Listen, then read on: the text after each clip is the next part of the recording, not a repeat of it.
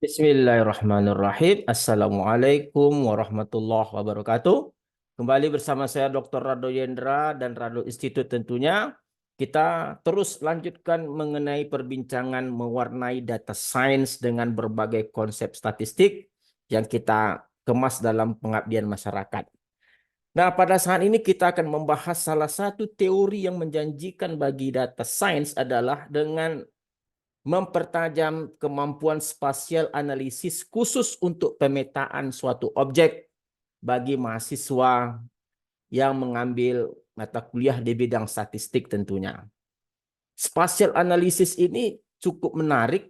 Kita ingin memetakan suatu objek kepada seluruh kawasan dengan hanya berdasarkan nilai-nilai pada titik-titik lokasi tertentu. Nah, teorinya rumit, tapi kita cukup menggunakan satu software yang kita sebut dengan software surfer. Oke, kita coba saya lihat software surfer kita seperti apa. Nah, ini adalah tampilan software surfer. Oke, tampilan software surfer. Di sini ada bentuk gelombang air. Oke. Nah, kita akan cobakan suatu konsep di mana konsep ini selagi hot masalah pilkada, masalah pemilihan kepala daerah, ada data yang diberikan berupa data spasial. Data spasial itu ada nilai objek, ada letak titik, latitude, longitude, letak lokasi. Diberikan letak lokasi berupa latitude, longitude untuk nilai persentase perkiraan suara di suatu daerah yang diberikan informasi kepada seorang data analisis atau data scientist. Oke, coba kita lihat konsepnya. Sederhana sekali. Nah, diberikan data, ini data longitude suatu wilayah, nih data longitude semuanya nih. Dan ini adalah data latitude. Dan ini adalah persentase suara di daerah titik lokasi yang diberikan. Ini pada suatu daerah kecamatan di Pekanbaru, kecamatan Tenayan Raya. Nah, dari data yang hanya beberapa titik lokasi, kita akan petakan kepada suatu daerah kecamatan Tenayan Raya tersebut untuk melihat daerah-daerah mana yang paling banyak suaranya dalam ini persentasenya dengan menggunakan konsep spatial analisis, terutama menggunakan teknik kriging. Teknik kriging ini adalah interpolasi. Interpolasi itu adalah mendapatkan nilai pada suatu titik jika di sekitarnya itu diketahui. Oke, coba kita lihat software yang akan kita gunakan. Software yang kita gunakan adalah software surfer. Nah, software surfer. Nah, pertama sekali kita akan buka data, grid, ambil data, grid, ambil data, lalu data yang kita simpan tadi dengan nama data caleg. Nah, kita sebut data caleg. Open. Nah, kita cek datanya. View data. Ini datang tadi, oke? Ini data A, longitude, data B, latitude, C adalah objek. Jadi pastikan pada sumbu X itu adalah kolom A. Kolom A tadi adalah longitude, oke? Dan kolom B dan kolom C adalah objeknya, yaitu persentase nilai kemenangan. Lalu jangan lupa pilih kriging.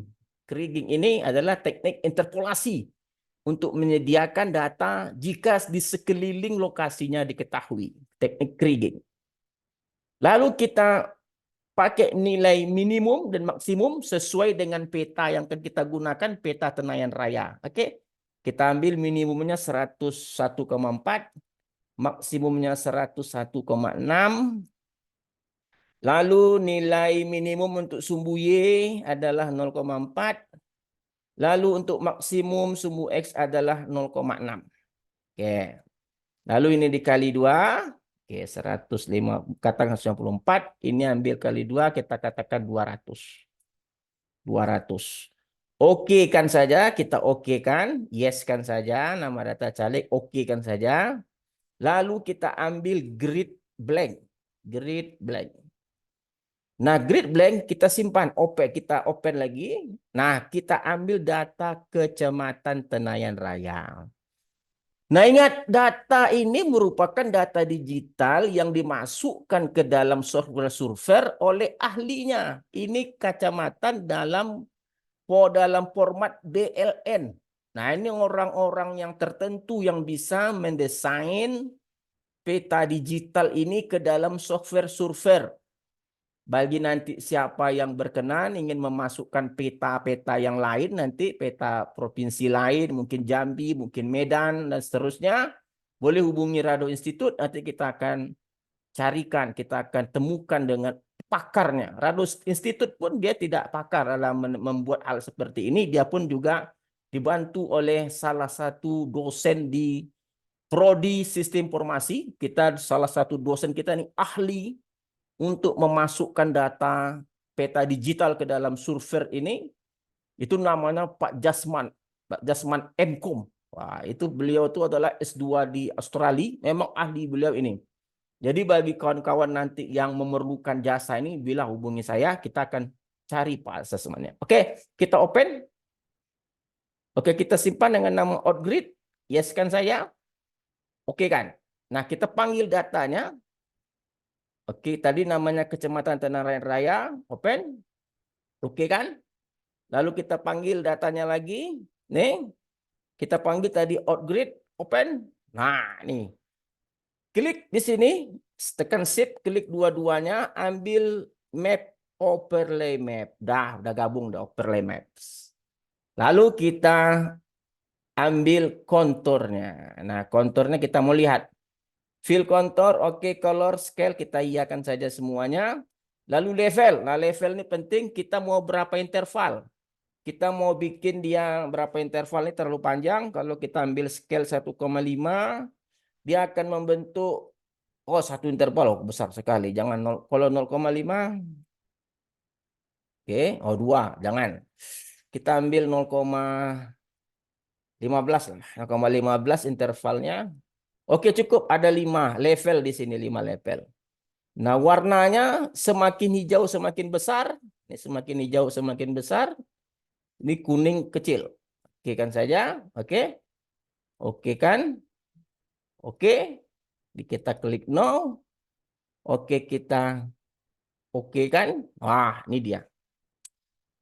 Jadi Anda akan lihat di sini bahwa hasil analisis yang kita berikan sebagai data scientist, jika diminta oleh calon gubernur atau calon anggota DPR untuk menentukan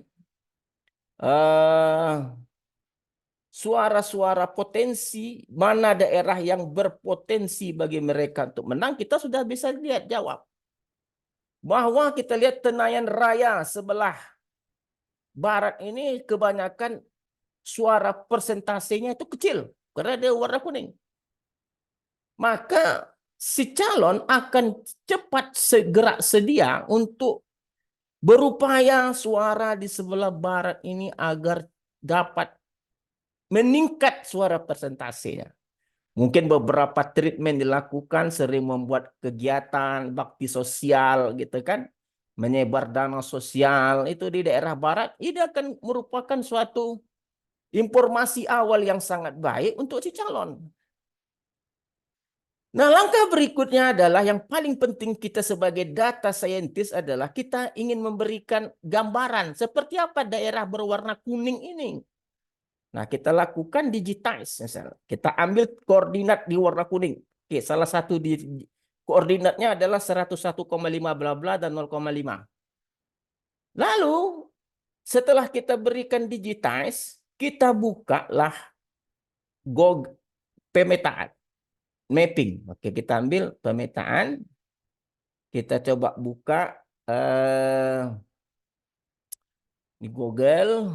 Kita ambil pemetaan. Misalnya Google Maps, kita ambil Google Maps. Nah, ini Google Maps, kita ambil Google Maps. Google Maps, mana Google Maps saya? Google Maps. Nah, ini Google Maps. Setelah Google Maps, kita letakkan koordinat tadi. Mana dia tadi koordinatnya ini? Koordinatnya kita copy. Kita copy, kita letakkan di Google Maps. Nih. Di Google Maps kita letakkan, paste. Nah, kita pindahkan titiknya. Ini kita balik titiknya. Cut. Nih, tak belakang. Ctrl V. Kita hapus koma di depan. Nah, kita cari titiknya. Oke. Nah, ini dia.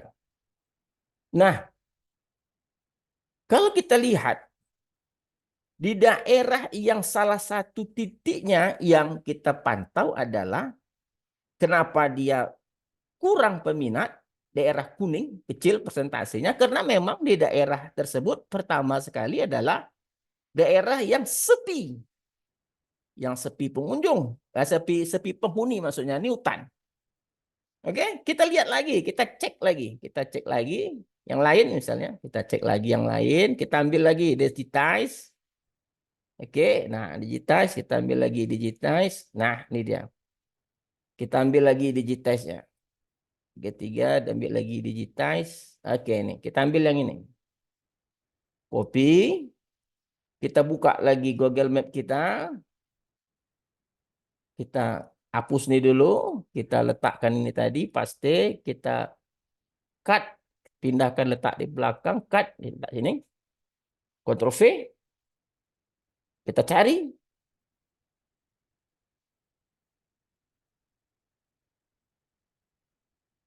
Oke, mana dia dapat nih? Google Maps cannot find. Kenapa tidak dapat dari cannot find? Terlalu banyak datanya mungkin. Ah, nih dapat nih. Itu dia. Nah, nih. Nah, kita lihat ini daerahnya. Kita besarkan daerahnya. Ini daerah, oke? Daerah Bencah Lesung namanya. Daerah yang cukup ramai. Ini dia daerah yang warna merah ini, Bencah Lesung. Nah, ini dia. Daerah yang cukup tidak begitu tapi tetap ada jumlahnya. Nah, apa yang kita harapkan bahwa dengan data yang kita sampaikan kepada para konsumen yang ingin menggunakan jasa data scientist, data science yang kita miliki dengan menggunakan teknik spasial tadi, kita bisa memberikan petunjuk bahwa lakukanlah berbagai kegiatan di sini, daerah yang kita tunjukkan, karena di daerah ini potensi suaranya masih kecil, karena ditunjukkan tadi daerahnya masih kuning. Nah, itu dia. Nah, jadi kalau begitu, dengan adanya konsep data spasial ini, nah, data spasial ini, konsep ini, kita melihat bahwa suatu permasalahan yang sering muncul pada saat-saat pilkada, kita memberikan nuansa lain, pengetahuan lain kepada kandidat gubernur, wali kota, atau kandidat anggota DPR, DPRD, untuk memberikan informasi awal kantung-kantung suara berupa persentase-persentase. Mana daerah yang banyak, mana daerah yang kecil. Kalau kecil ini loh lokasinya menggunakan aplikasi mapping Google. Nah, saya rasa dengan adanya kajian-kajian seperti ini mewarnai konsep data science dengan berbagai teori statistik, maka data science tadi tidak hanya memiliki space yang kecil, hanya berupa konsep-konsep regulasi, naive bias, discriminant analysis, analisis faktor, itu. Teori-teori itu berguna, tapi akan lebih mantap lagi jika teori-teori ada itu kita beri warnanya. Di antaranya adalah kajian seri ketiga ini dalam konsep bidang spasial analisis. Oke, saya rasa kajian kita pada seri ketiga mewarnai data set ini cukup menarik. Kita sudah bisa melihat server, kita sudah bisa melihat aplikasinya ke Google Maps untuk beberapa keperluan yang akan dapat menjadikan Anda sebagai seorang data scientist atau data analisis atau statistician yang sangat mumpuni. Oke, jumpa lagi dalam sesi berikutnya. Assalamualaikum warahmatullahi wabarakatuh.